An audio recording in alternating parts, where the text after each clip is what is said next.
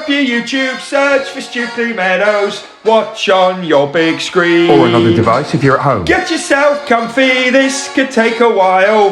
What a happy scene. Something new every day for your long-term memory. This is so exciting, it is nearly time for a Stukeley assembly.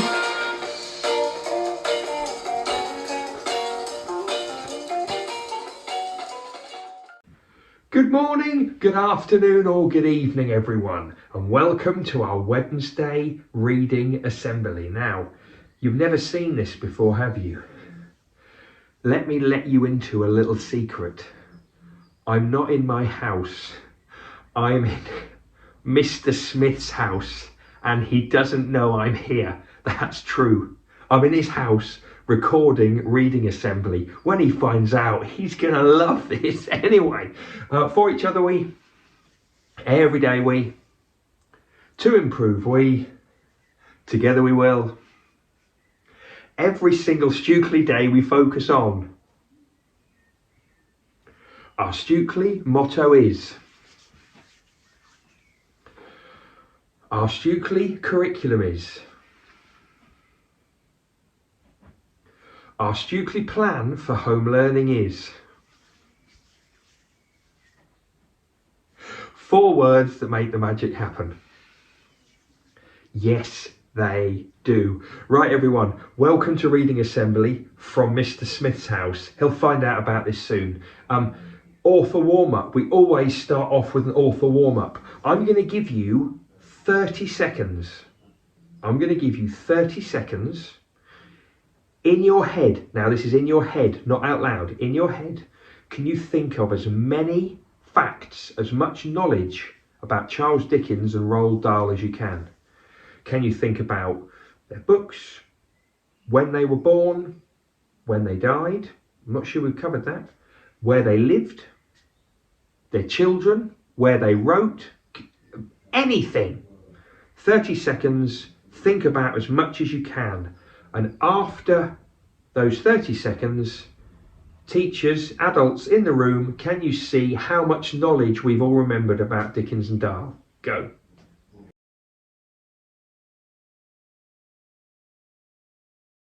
Great work, everyone. Now, talking about Charles Dickens, I mean, we've got some great news, eh? The Swales sisters. Yeah, the Swales sisters have both been to visit.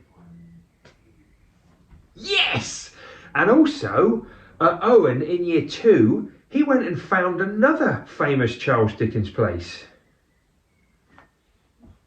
Oh, we're like a Charles Dickens obsessed school. Yes, we are. Right, we're now going into stories for today. Now remember, click the first story for Mr. Watley, and he's going to share a story with you, and click the next story for the next part of Mr. Gum and the Biscuit Billionaire. It's going to be great. Go. Hey everybody, it's Mr. Watley again. Apologies for last week. I completely forgot to read a book and Mr. Singletary forgot to remind me, so it's kind of his fault really, not mine. But I've got a book for you today I'm going to read. It's called Jumblebum, the Monster Who Loves Mess. And it's by the illustrator from Aliens Love Underpants, if you know that. It's by the same illustrator, which means the person who does the pictures is the same. Jumblebum. Right, here we go.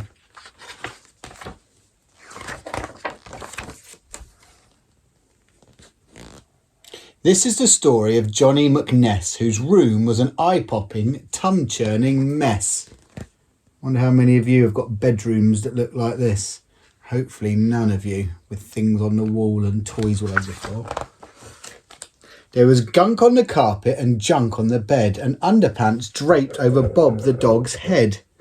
There were beans in his trainers and jam on his toys, and strange creepy crawlies that made an odd noise.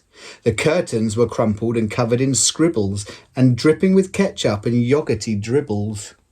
And if that awfulness wasn't enough, his sock drawer was bursting with mountains of fluff. Yuck. That room must be horrible to be in. It must really smell. Careful, warned Mum, growing faint with the pong, that means the smell, holding her nose as the smell was so strong. All of this stuff lying crinkled and creased is sure to attract the jumble bum beast. I can't see what's wrong, Johnny said with a smile. I think my room has its own special style. But later that night, as he snoozled and snored, something was stirring down there on the floor. That something was smelly, that something was big, that something went snuffle and snort like a pig.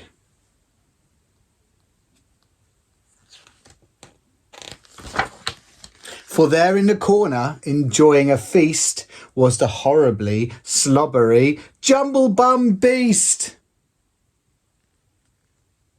Its body was made out of wrinkled-up clothes, all grubby and gross from its head to its toes. Its hot, stinky breath reeked of smelly old shoes, and out of its mouth leaked a luminous ooze. The beast made a sound like a rusty trombone, and Johnny woke up with a bleary-eyed groan. "Harumph-a-roo!" the jumble-bum howled. Then, spotting Johnny, it let out a growl. "I've had quite enough of eating these clothes. I think I might snack on a little pink nose. I bet kids taste better than T-shirts and pants and mouldy green hamburgers covered in ants." The beast licked his lips and let out a roar, but Johnny was fast and he dashed for the door. He ran down the hall with the thing close behind, but where could he go that was tricky to find? The kitchen was perfect, a shadowy room. He wouldn't be seen tucked away in the gloom. But the monster thumped in and it sniffled the air, peered under the table, and guess who was there? "Harumph-a-roo!" cried the vile jumble bum. "You're about to end up in my fat jumble tum." But Johnny was smarter than most other snacks and had clever ways to avoid such attacks. The creature leapt forwards, its mouth open wide, but Johnny was quick and he stepped to one side, and right in the spot where he'd only just been was the thing that would save him. The washing machine. The monster plunged in from its head to its feet and spluttered with rage. "That's not fair! You're a cheat!" And it let out a gurgle as Mum sprinted in and reached for the button marked extra fast spin.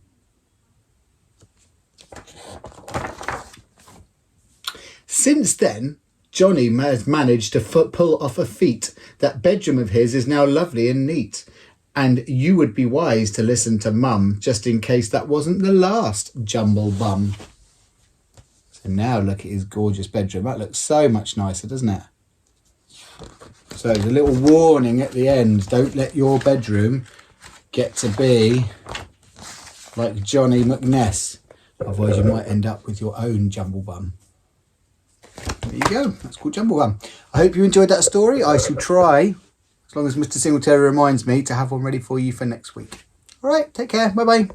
Okay, so we're on chapter 4 of Mr. Gum and the Biscuit Billionaire. Now, so far, we've met Alan Taylor, the Biscuit Billionaire. He's got a massive house. He's got loads of money, everything he wants.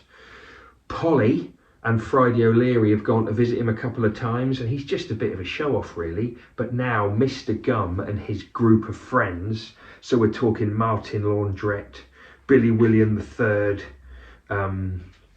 who else have we got? Little girl called Peter.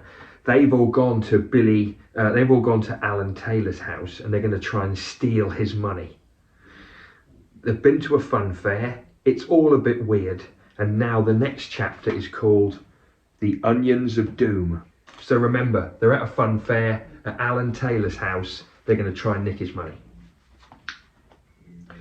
On the other side of the hill, two shadowy figures were creeping along with shenanigans on their minds and entrails in their mouths.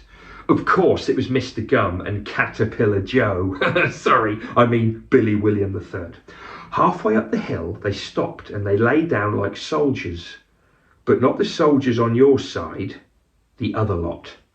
Mr. Gum scanned the party through some evil binoculars. "Shabba me whiskers," he grimaced. "People having fun? I can't stand it. Hang on, there's Alan Taylor." "Has he got that biscuit tin with him?" asked Billy William, licking his dirty lips and burping at the same time, just to see if it was possible. "Yeah," said Mr. Gum, chuckling so hard an entrail shot out of his nostril. "And soon that biscuit tin will be ours." Oh, here's a quick picture of them. Gross. Back at the party, Polly and Friday O'Leary were climbing onto the big wheel. "Have fun, you two," said Alan Taylor. "I'm off to get a hot dog." "Bring me one," called Friday after him as the chair rose up into the night sky. "And make sure it's got millions of onions on it." What a beautiful view greeted Friday and Polly when they reached the top of the wheel.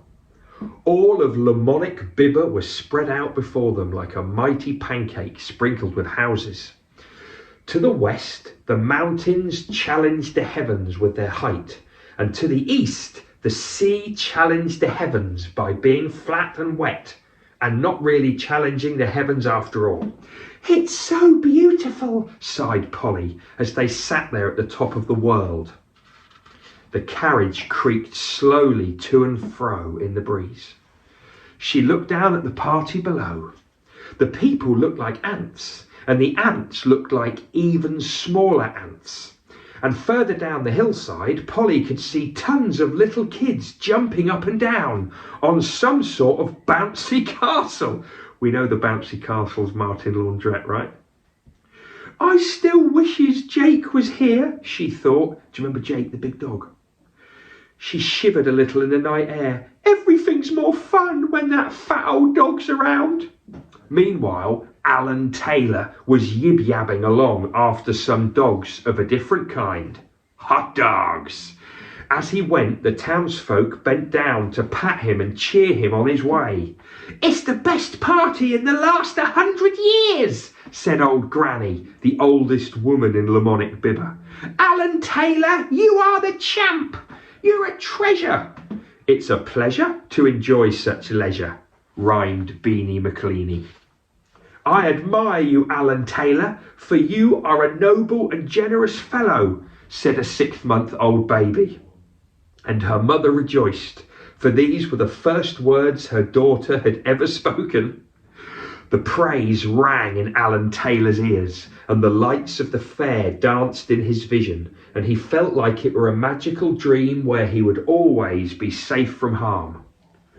"Everyone's my friend now," he said to himself. "No one will ever laugh at me again like they did at school."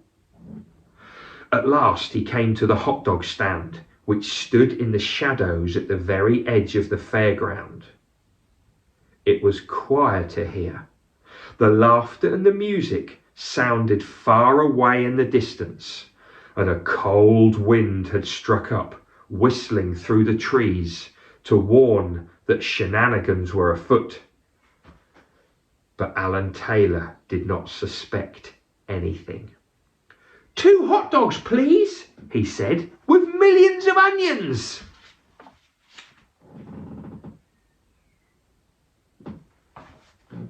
"Onions, you says?" said the hot dog man, his face hidden in the shadows.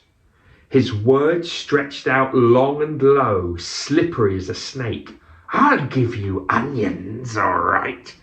"OK then," said Alan Taylor innocently. "Hop up here, me little ginger," said the hot dog man, beckoning with a long, unwashed finger. "I like to get a good look at me customers." So Alan Taylor hopped up onto the hot dog stand, a tiny, trusting beacon in the cold night. "Now, about those onions," he began. "Come closer, me little ginger," murmured the hot dog man. "Come closer to the onions." Alan Taylor took a big step towards the big pile of onions, which crackled and sizzled on the grill. "Another step, me little ginger," whispered the hot dog man. "That's right. One more step, one step more." And then, in a flash, someone jumped out behind a leaf and grabbed the biscuit tin from Alan Taylor. "Ah!" screamed Alan Taylor. "Shenanigans!" But it was too late. The hot dog man had scooped him up and stuffed him into a bun. "There you go," shrieked the hot dog man, piling on onion after onion after onion and slapping it all down on the counter. "You can have all the onions you want, no extra charge." And with a terrible laugh, the two robbers ran down the hill as fast as their legs could run. "We done it," yowled Billy William, tearing off his disguise. "Because I know this will surprise you, but he was the hot dog man all along." Wasn't really a surprise, was it? "And who's ever going to know it was us who did the robbing?" shouted Mr. Gum, holding the biscuit tin as he ran. "No one's going to know it was us. No one." But it wasn't no one. It was Friday and Polly, that's who. Because up on the big wheel, they saw every horrible moment. And when they got back down, they ran over to the hot dog stand like the heroes that they were. They made it just in time to see Jonathan Ripples reaching for a hot dog smothered in onions. He brought you know what's going to happen? He brought the hot dog to his lips. He opened his food-destroying mouth. He licked a bit of ketchup off the bun. And then, power jump! Boom!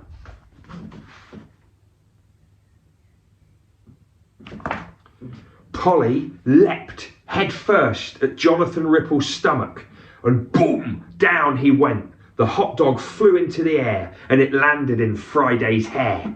With a dizzy moan, Alan Taylor came out of the hot dog bun, smothered in sauce and onions. He slithered down Friday's nose and landed on the grass in a sloppy heap. Jonathan Ripples took one look at what he almost ate and he fainted straight away. "Where's my biscuit tin?" said Alan Taylor weakly. "All my money was in there and now I've got nothing." And just as he said those words, one of his servants pulled a switch and all of the lights went out. The fairground rides all ground to a halt. The jugglers dropped their hoops. A clown turned into a businessman in a grey suit who never smiled and told lies all the time. Because Alan Taylor was no longer the biscuit billionaire. He was just a biscuit, and all of his fun was now over. I feel really sorry for Alan Taylor, but it is what it is.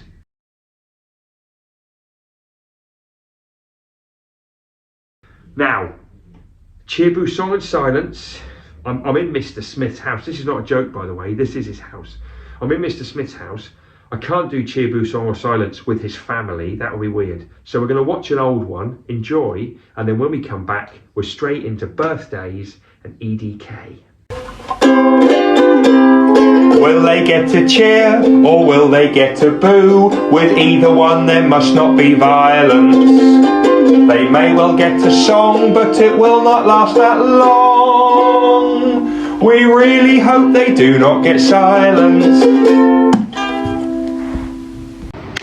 Hello everybody, and welcome to our final Cheerboo Song or Silence of the school year. I'm very excited to be here, although it's very warm.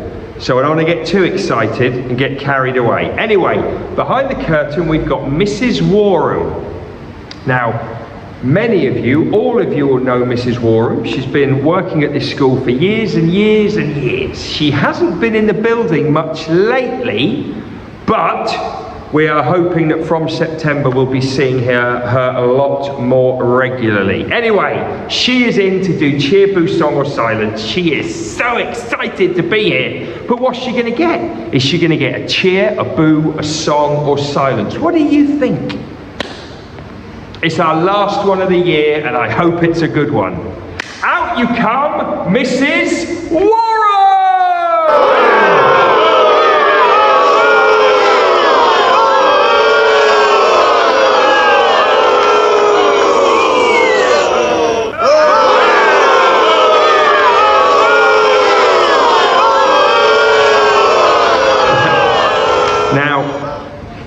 Mrs. Warham said that she was going to try and be positive no matter what the outcome, but, you know, great work. Anyway, we didn't end on a high, but it was great to see Mrs. Warham again. Thank you, Mrs. Warham. Right, everyone, there's no audience reaction to that, purely because people are too hot. See you in the next school year for more cheer, boo, song or silence.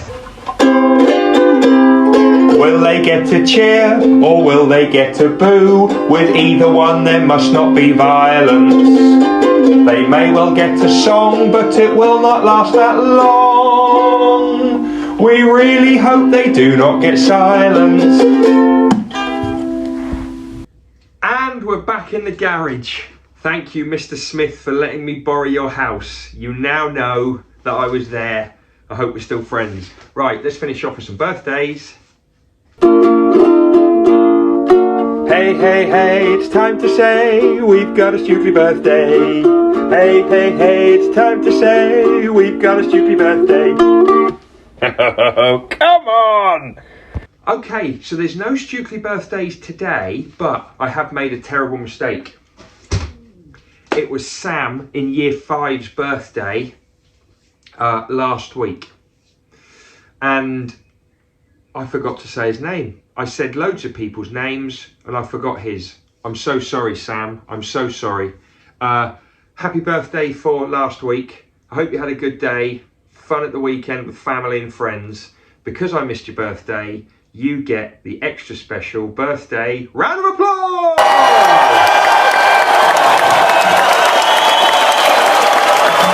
Let's finish with everyday knowledge for you. And you? You're not going to miss out. No, you're not. And we are learning to remember things worth remembering. Learning to remember things worth remembering. Learning to remember things worth remembering. Everyday knowledge for you. And we are learning to remember things worth remembering. Learning to remember things worth remembering. Learning to remember things worth remembering. Everyday knowledge for you.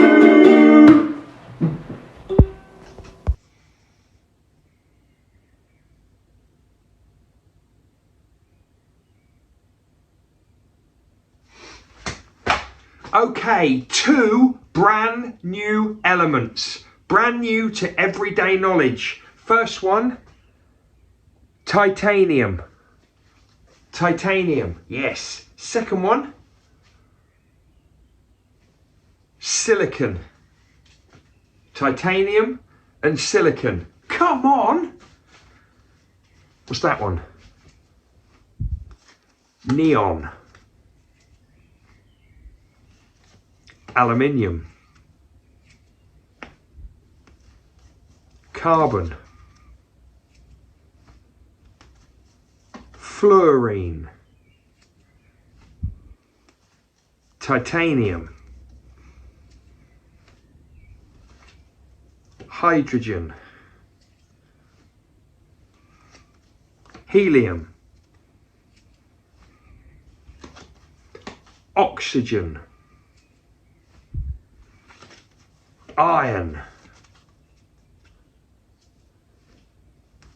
Sodium. Nitrogen. Silicon. Let's have a look at some pieces of artwork. Artist, name of the artwork. Lunkunen Bushtucker. Artist, name of the artwork. Leonardo da Vinci Mona Lisa. Artist, name of the artwork. Andy Warhol, Campbell soup cans. Here's a map of Europe.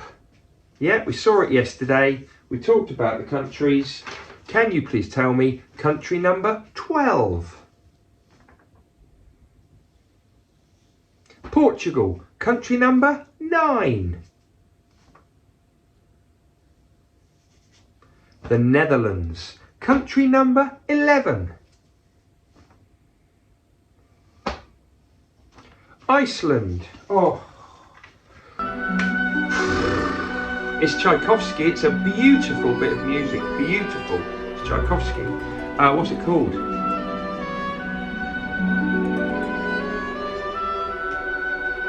Swan Lake, Act 2, number 10. See you next time on EDK.